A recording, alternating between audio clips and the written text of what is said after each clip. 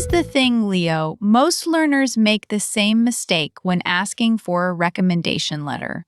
They sound desperate. Wait, desperate? I thought the problem was being too direct, like asking, "Can you write me a letter?" Exactly. That is part of it. But the bigger problem is the tone. When you ask without giving the person an easy way out or without providing them with what they need to say yes, you sound like you are begging. And nobody wants to beg in English, right?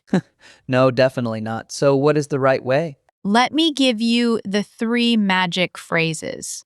First one, I was wondering if you'd be willing to. I was wondering if you'd be willing to. Okay, I can say that. That sounds very polite. It does. And it is. Now, the second one, I've included my resume for your reference. I've included my resume For your reference. for your reference.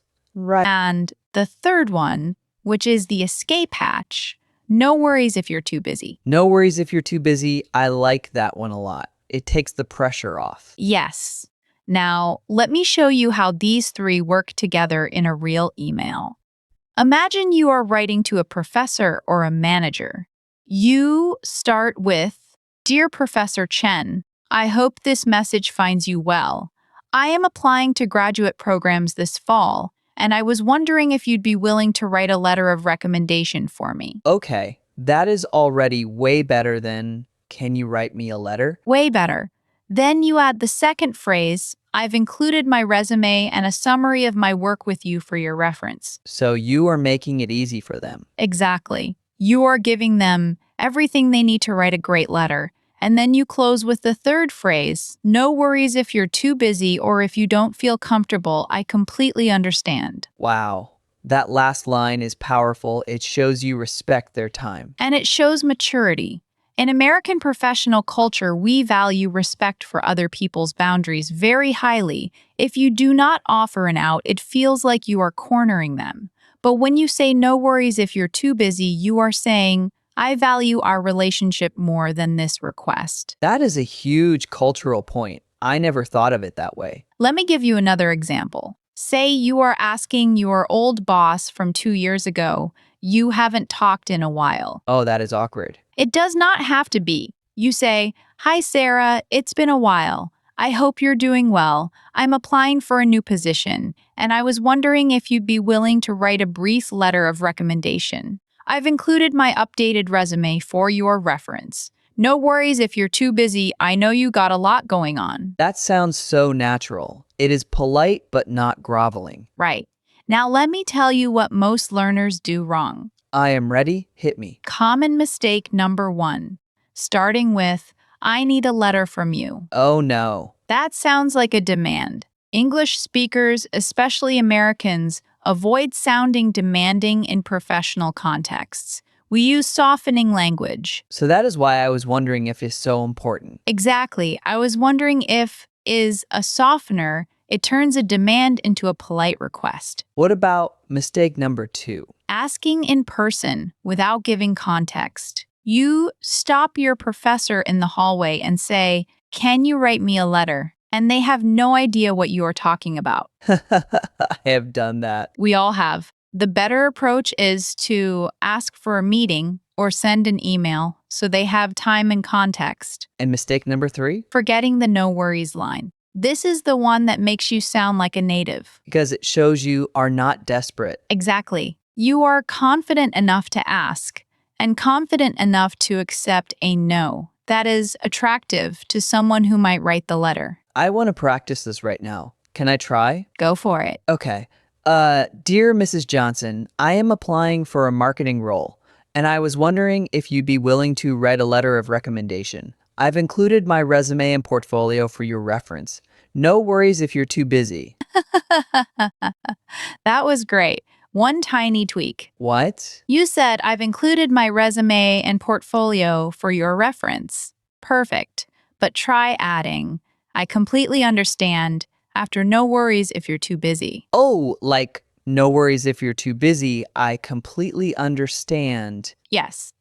That adds an extra layer of respect. I completely understand.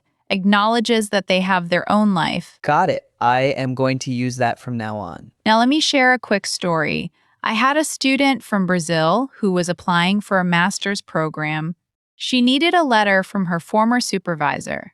She sent an email that said, and I quote, "I need you to write a letter for me. Send it by Friday." Oh no. Her supervisor was offended. She came to me and said, "He said no." So we rewrote the email together. We used, "I was wondering if you'd be willing. I've included my resume for your reference. And no worries if you're too busy." And He said yes within 2 hours. And he even apologized for taking so long. that is incredible. It is not just about the words. It is about the respect behind them. Exactly. And that is the same for many English-speaking cultures. In the US, UK, Canada, Australia, we respect autonomy. When you show that you respect someone's time, they are more likely to help you. So, if a Spanish speaker or a Chinese speaker is listening right now, they might come from a culture where being direct is seen as honest. But in English, directness in these situations can feel demanding. That is a great point. In many cultures, directness signals efficiency. But in professional English, we soften requests to show respect for the other person's schedule and feelings. So, I was wondering if is not just fancy language, it is a cultural signal. Exactly. Now, let me give you one more tip. When you write the email, keep it short. 3 paragraphs maximum. What goes in each paragraph? Paragraph 1, greeting and context. I hope this finds you well. I am applying for X. Okay. Paragraph 2, the ask. I was wondering if you'd be willing to write a letter of recommendation. And paragraph 3? The supporting materials and the escape hatch. I've included my resume for your reference. No worries if you're too busy. Short, polite, and respectful. I love it. Now, let me give you a challenging situation. What if the person says yes but then forgets? Oh, that is awkward. It happens. Here is what you say. "Hi, I just wanted to follow up on my request for a letter of recommendation. I know you're busy, but the deadline is approaching. I've included my resume again for your reference. No worries if you can't make it, I understand." So you are following up without being pushy. Exactly. You are reminding them, but you are also giving them another out. That is the key. I noticed something. You always give them a way to say no. Is that an American thing? It is very American. In professional American culture, we want to preserve the relationship. If someone says no, it should not damage the relationship. So by giving them an out, you are saying, our relationship is more important than this one request. That is beautiful. I have a question though. What if you are asking in person, not by email? Great question. In person, you still use the same phrases, but you add a lead-in, something like, "Do you have a moment? I wanted to ask you something." So you prepare them. Yes, you never just blurt it out. You say, "I was wondering if I could ask you a favor." Oh, I like that. I was wondering if I could ask you a favor. Then you describe the request. "I'm applying for jobs, and I was wondering if you'd be willing to write a letter of recommendation." And then do you say I've included my resume in person? You say, "I have my resume with me if you'd like to see it." Oh, that is smoother. And then the escape hatch. No worries if you're too busy or not comfortable. Perfect. I am going to practice this until it feels natural. Let me give you one final challenge. I want you to imagine you are asking your current boss. That is tricky because they might think you are leaving and they might feel betrayed. Oh, that is very tricky. Here is how you handle it. You say, "I wanted to let you know that I'm exploring other opportunities. I was wondering if you'd be willing to write a letter of recommendation for me. I've included a summary of my contributions for your reference.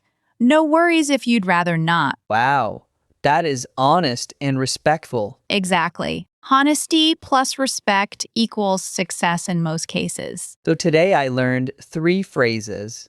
Let me recap. Go ahead. Number 1, I was wondering if you'd be willing to. Number 2, I've included my resume for your reference. Number 3, no worries if you're too busy. Perfect.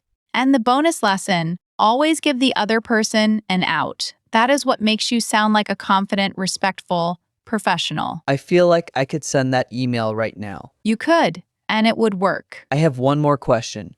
What if the person says yes but writes a weak letter? That is a different episode. But the short answer is, if you give them your resume and a summary of your work, they have everything they need to write a strong letter. So the preparation helps both sides. Exactly. Now, before we wrap up, let me give you a full sentence you can memorize. Ready? Ready? Dear, I was wondering if you'd be willing to write a letter of recommendation for me. I've included my resume for your reference. No worries if you're too busy. That is it. That is the whole email. That is the whole email. Short, polite, professional. Use it today. You know what? I am going to send one right after this episode. I have been putting off asking my old professor. Do it, and let us know how it goes in the comments. Yes, listeners, share your experience below.